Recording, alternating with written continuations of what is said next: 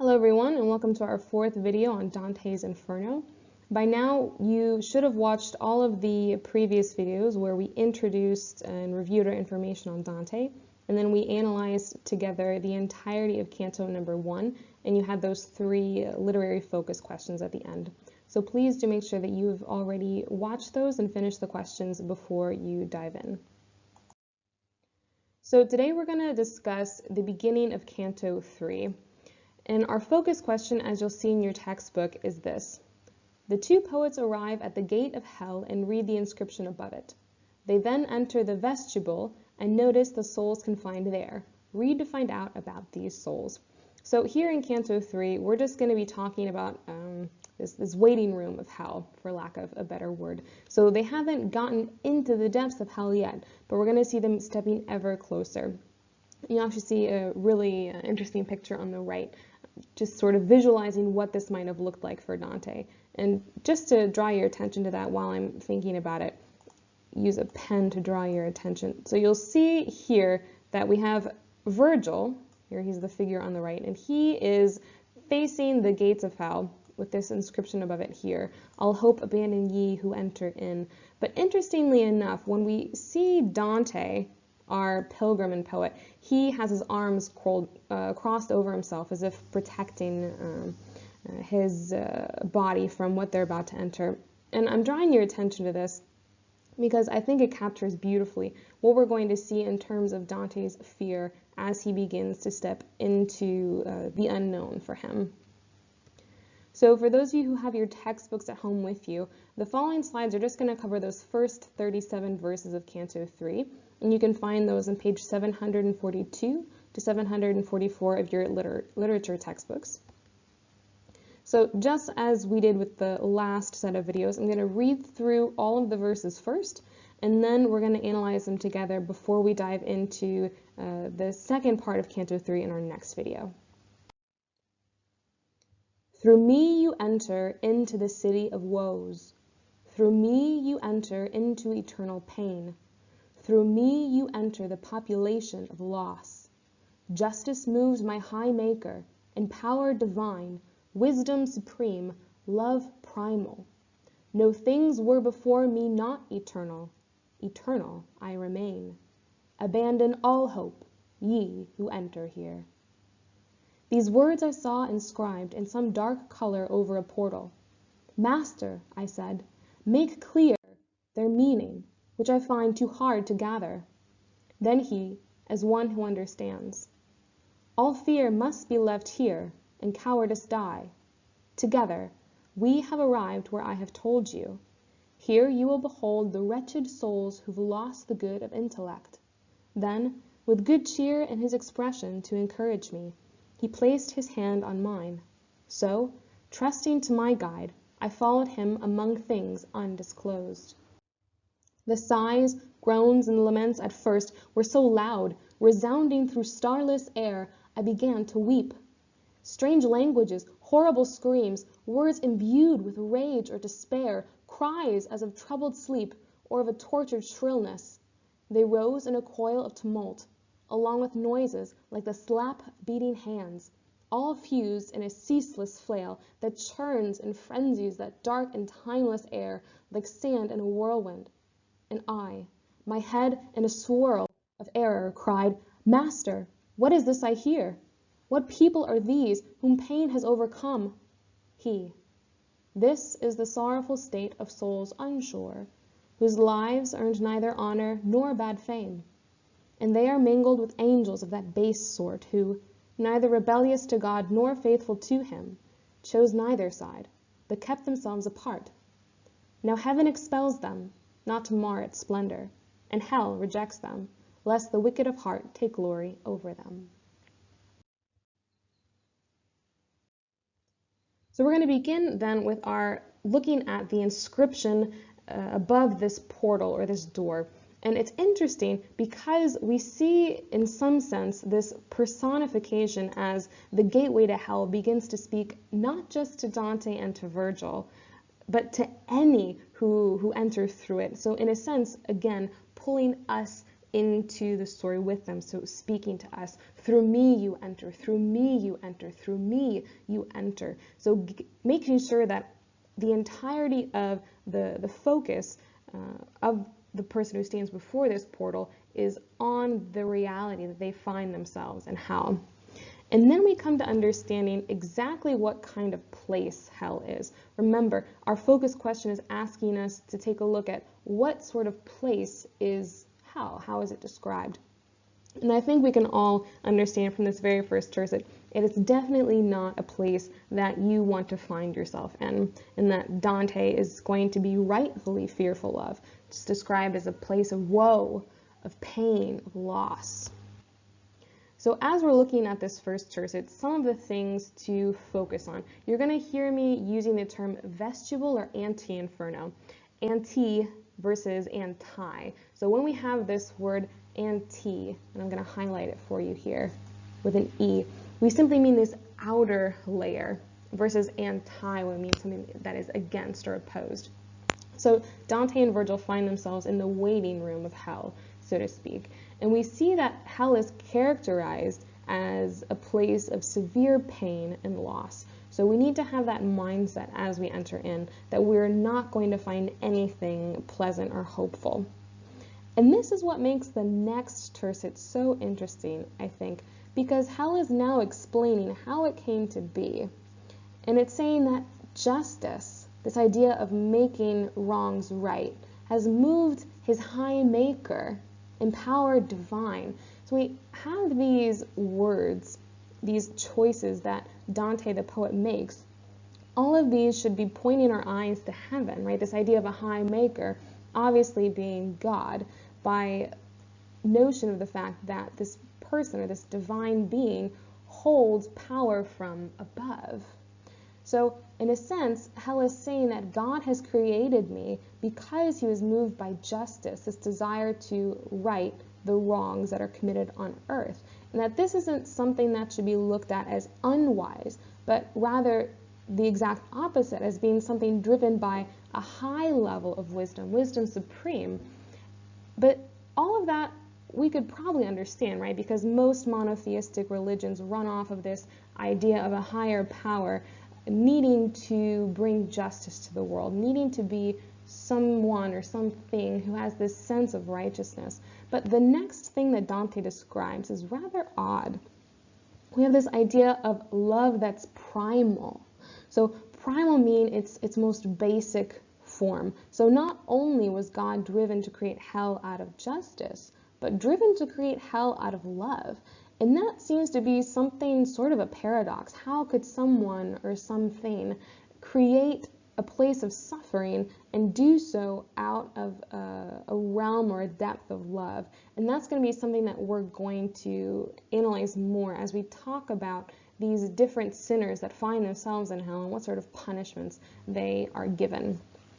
And then the last thing we realize about the nature of hell is that it is eternal, meaning that it has no set beginning and it will have no set end.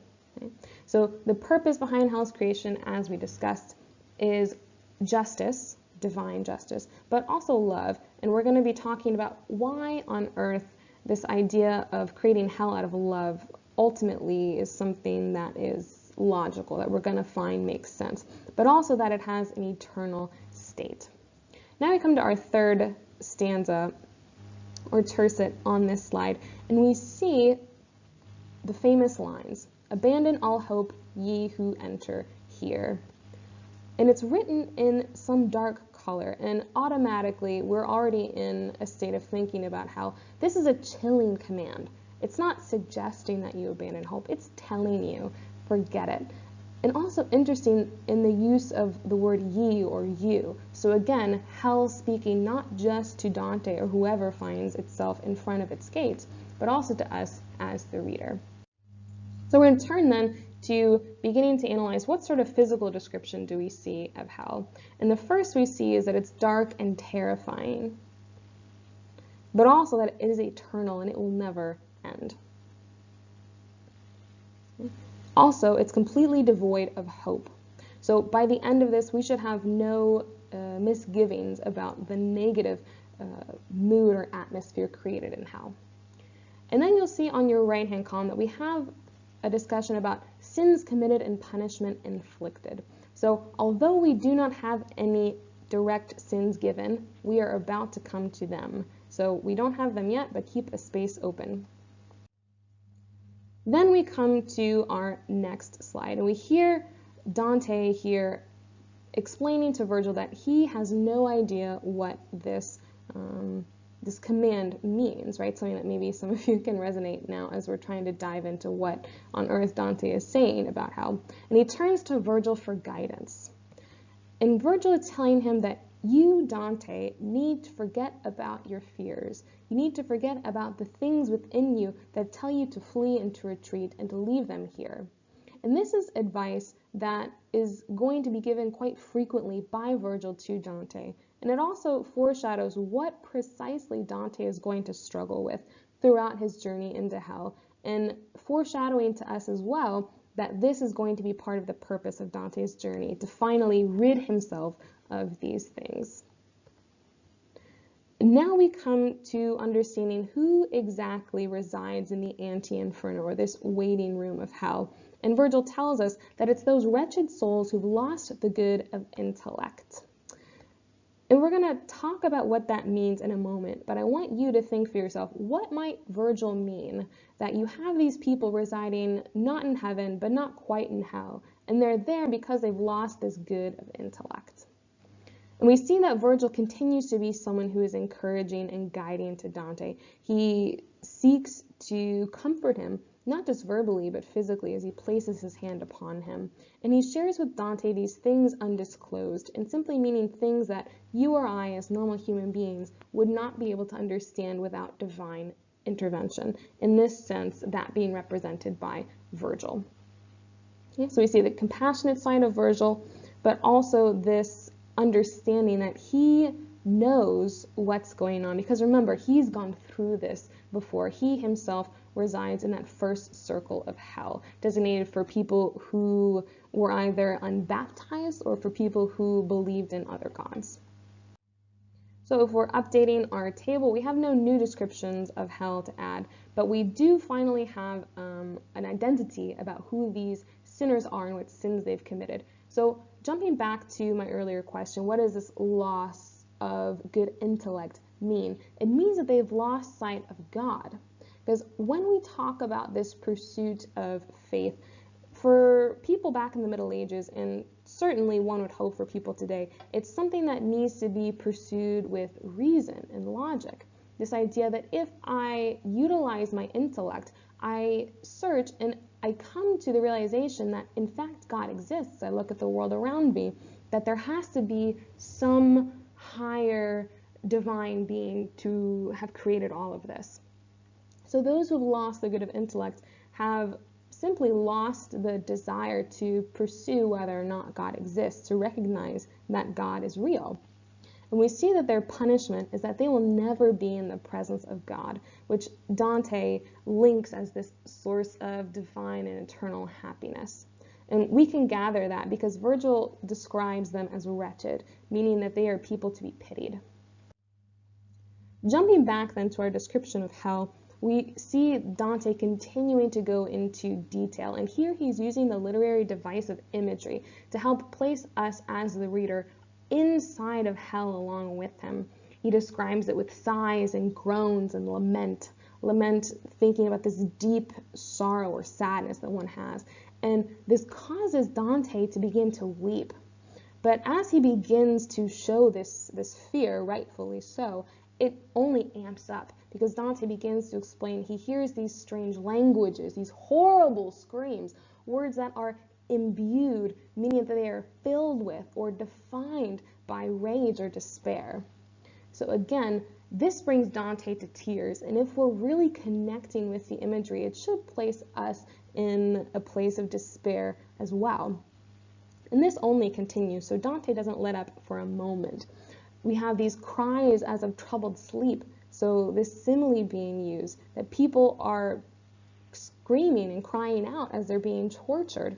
and that all of these screams are rising in what he calls a coil of tumult. So a coil, you can think of a spring, if you like, or a tornado twister, this whirlwind of sound. And tumult, for example, as if we're all back in school together, we're in the class, and all of us are screaming and shouting at the same time. That is tumult. Along with these noises like the slap of beating hands. So Dante is constantly being barraged by sound. So not only is the sights that he's seeing, right, this starless air so devoid of light, troubling, but he's being bombarded constantly by sound that puts him ill at ease. And this only continues into that final tercet on this slide, this ceaseless flail, this ceaseless beating that churns and frenzies or brings out this atmosphere of chaos into a dark and timeless air like sand in a whirlwind. So again, Dante is using this simile to give us an idea of this bigger picture, that there is absolutely no rest and no peace in this place that is defined by pain. So we're jumping back then here, and we see a continued description of hell that is utterly terrifying, and it's made so because the torture that takes place there impacts the environment. We also see the punishment of those who have lost the good of intellect being made more clear, this ceaseless screaming, this torrent of strange and horrible sound. The very language that they use, right, is filled with terror as a result of the torture that they receive. And additionally, that these cries impact the very nature of how the anti-inferno is created. Then we come to our final slide for this video, and Dante begins to ask, who are these people and why has pain overcome them? And Virgil explains that these are souls who are unsure. Okay? Meaning, again, that they refuse to take a stand either for good or evil. And you'll recall that quote from Dante's that we had in class, right? That the lowest circles of hell are reserved for those who choose neither good nor evil.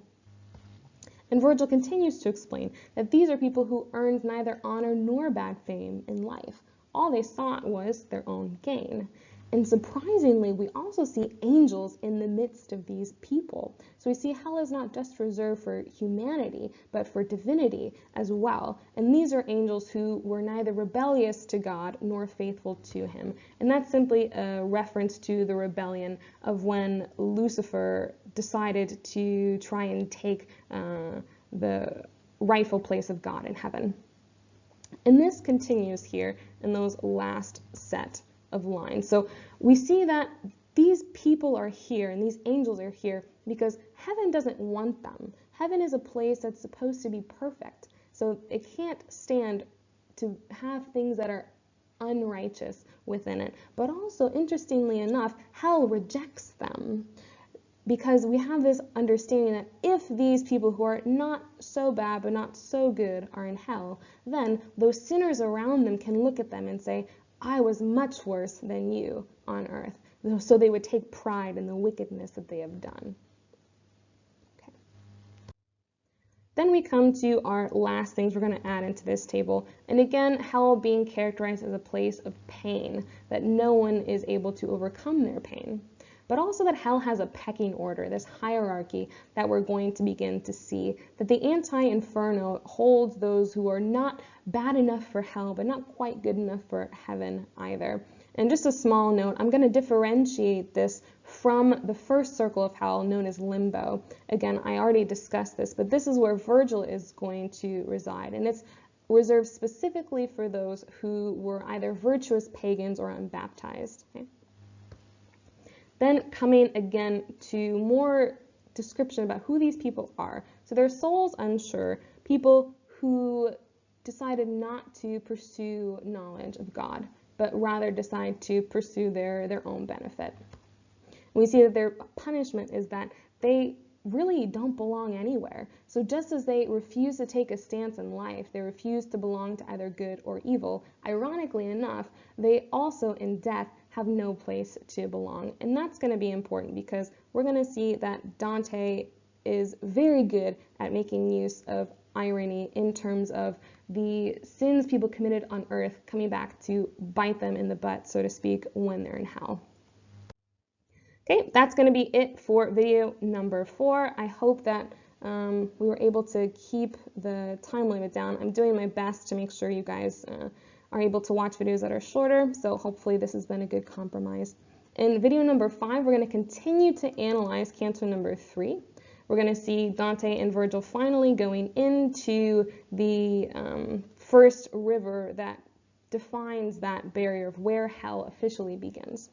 Don't forget to check out Lesson to link to Google Drive, where you'll see worksheet number 5 for video number 5. All you got to do is go to the folder titled Video Worksheets and then select Worksheet for video number 5.